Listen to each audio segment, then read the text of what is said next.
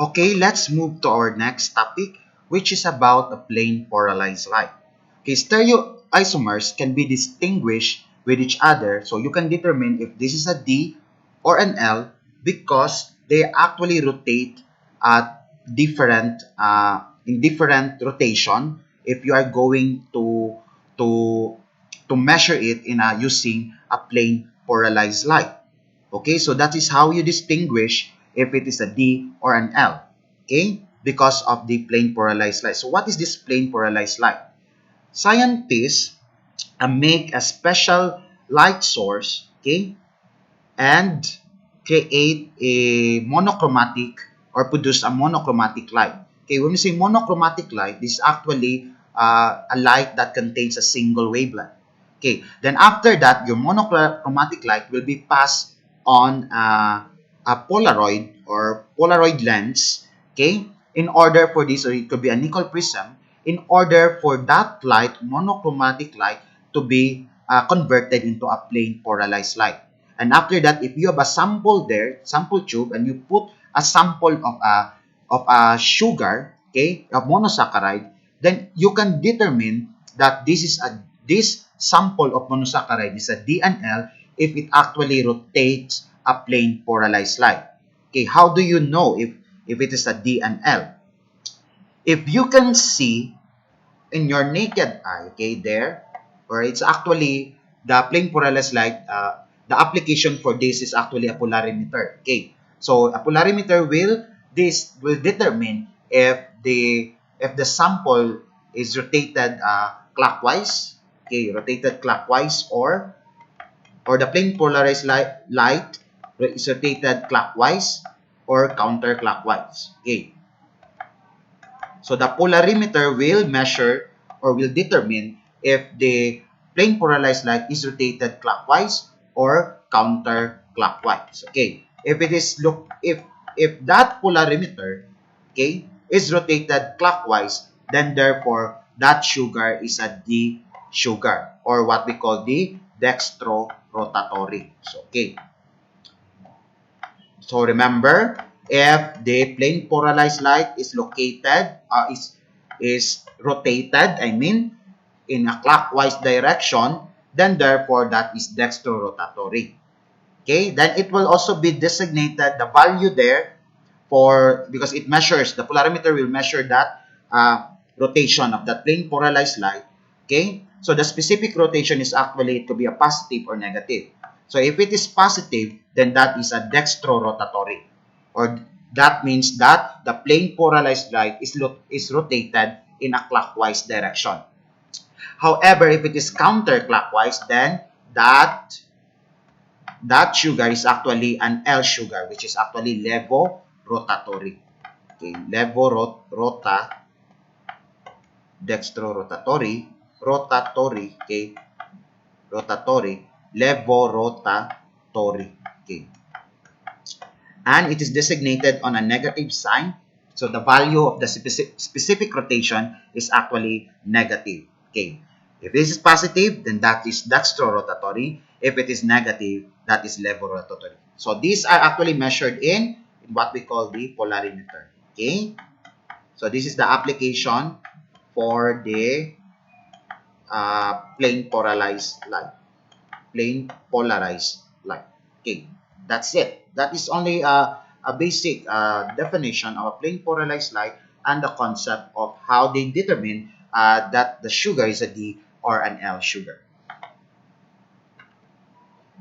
Okay, the last one for this week's lesson is the concept of the Fischer projection. Okay, what is this Fischer projection? Is actually created by Emil Fischer, okay, on the how are we going to draw the structure which is easier to understand, or the structure of a sugar. Okay, a Fischer projection is actually a two-dimensional structure.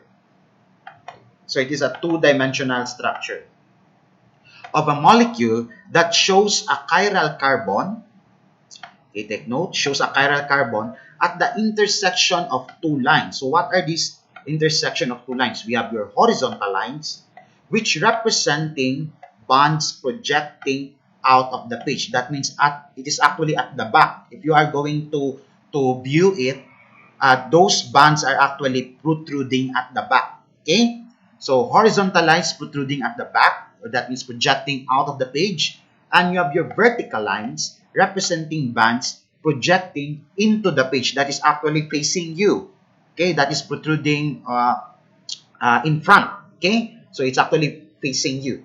So I have here an example. If you have diglyceraldehyde, okay? So your horizontal line, the wedge line here, okay? That is actually projecting out of the page, okay? This is actually projecting, no. Yeah, projecting out of the page, okay? So this one here is a horizontal line. So this one here is projecting out of the page. While the dashed line will be projecting into the page, okay? So it's actually, it's in front of you, okay? So that's it. So this is the vertical line. So you can write the Fischer projection as this one. So you can have, so this is your chiral carbon there. So you haven't showed the chiral carbon, okay? You just show the horizontal and the vertical lines, okay? So you show this because this is not chiral. You show this because this is also not chiral, okay? The chiral carbon is not shown when you are going to transform it into a Fischer projection formula, okay? So that's it. You just put a vertical and a horizontal line, okay? So like for example, your L-glyceraldehyde, so the chiral carbon number 2 is there, is a chiral, so you haven't shown it here, okay? So you didn't show it there, okay? But those two there are not chiral, so it has been shown there. So in Fischer projection formula, you will not show chiral carbons. You will just put an intersection of two lines, which is what we call the horizontal and the vertical lines. So I will give you an example of that. Like for example, with this monosaccharides, okay? So diglyceraldehyde, I already shown this, okay? This is already done. You have D-glucose, okay? For example, D-glucose. So the first one here is not chiral, so we can show this as CHO, okay?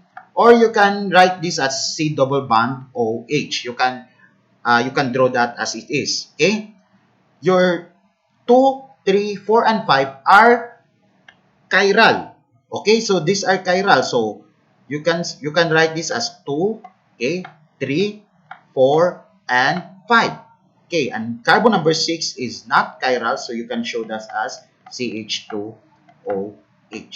Okay, so only carbon number 2, carbon number 3, number 4, and number 5 will not be shown because they are actually chiral carbons. And don't forget your OH and H.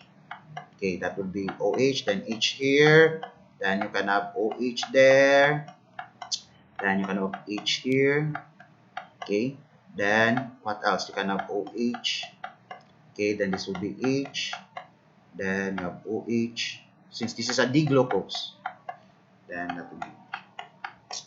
Then you're done with the Fischer projection, okay? How about the fructose? Okay, carbon number 1 is not chiral, so you can show that. Okay, carbon number 2 is also not chiral, so you can show that. However, you have carbon number 3 that is chiral, carbon number 4 is chiral, carbon number 5 is also chiral. Okay, carbon number 3, carbon number 4, and carbon number 5 is chiral. So you will just show a two intersection line. We have horizontal and a vertical line.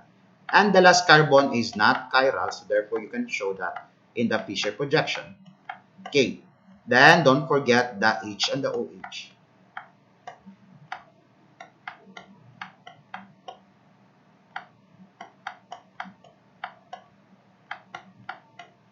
Okay. And that's it. You're done with the Fischer projection.